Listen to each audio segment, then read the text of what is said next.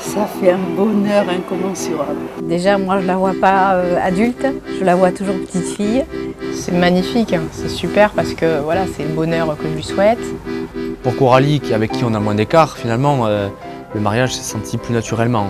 C'était une chose plus logique pour moi de la voir se marier et d'avoir des enfants par la suite. Mais concernant Marie, il me manque une étape où elle avait passé de petite fille, petit bout de chou, petite boucle d'or, jusqu'au jour d'aujourd'hui où elle s'est mariée.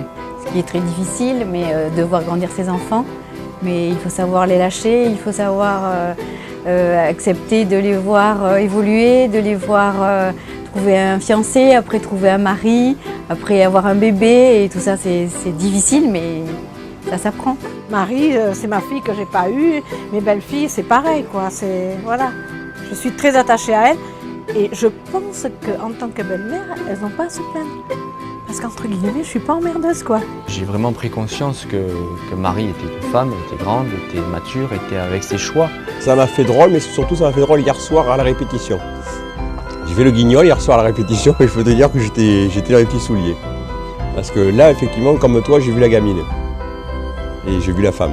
Moi, ce que je connais de Pierre, c'est quelqu'un de très compréhensif, de très patient et avec qui j'ai des complicités aussi. Moi, je me rappelle de Pierre au bowling, avec son style un peu mal habillé, mal coiffé. C'était pas Monsieur Mode au départ. Pour moi, malgré que ça soit pas mon enfant, il a toujours été présent dans la vie de Marie depuis qu'elle a 14 ou 15 ans.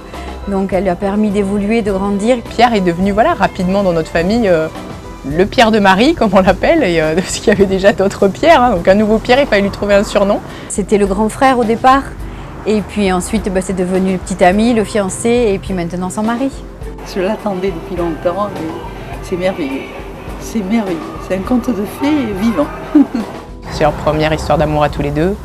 Et c'était émouvant, et d'autant plus d'être la témoin aujourd'hui.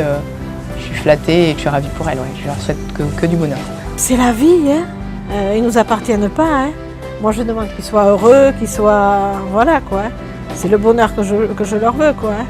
Voilà, amusez-vous, profitez de ce moment qui, normalement, n'arrive qu'une fois dans la vie. Et c'est ce que je leur souhaite. Donc, avec les amis, la famille qui est là. Moi qui crois en Dieu,